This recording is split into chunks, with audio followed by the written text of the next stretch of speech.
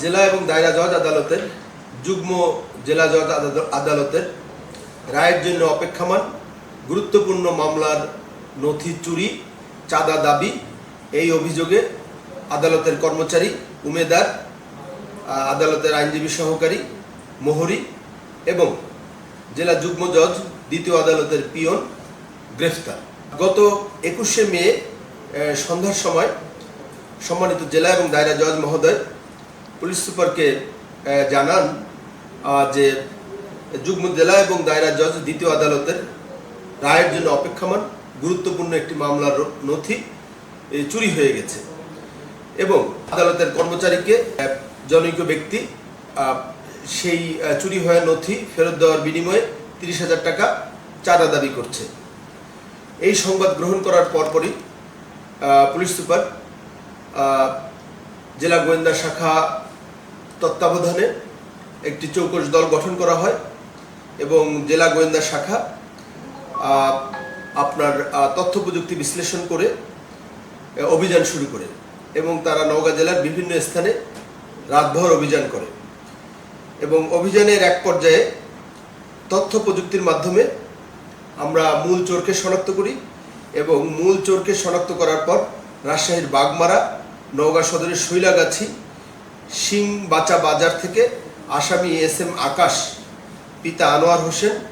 গ্রাম সিংবাচা, থানা জেলা নওগাঁকে গ্রেফতার করা হয়। গ্রেফতার করার পর তাকে ব্যাপক জিজ্ঞাসাবাদ করার পর আসামি তার বাড়ির আঙিনায় খড়ের পালা থেকে আদালত থেকে গায়েব হয়ে যাওয়া বা চুরি হয়ে যাওয়া নথিটি জনগণের সামনে বের করে দেয়। আসামি আকাশের তথ্য অনুযায়ী নওগাঁ সদর থানা ও আদমদিঘি থানা এলাকায় গোয়েন্দা পুলিশ ধারাবাহিক অভিযান করে এবং আদালতে পারস্পরিক যোগসাজশে নথি চুরির ঘটনায় জেলা যুগ্ম ও দায়রা জজ আদালত 2-এর পিয়ন আসামি পলাশ, পিতা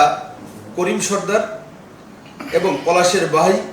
সাপাহার সাবজজ আদালতের পিয়ন আরিফ ও কোর্টের মোহরি সবুজ তাদেরকে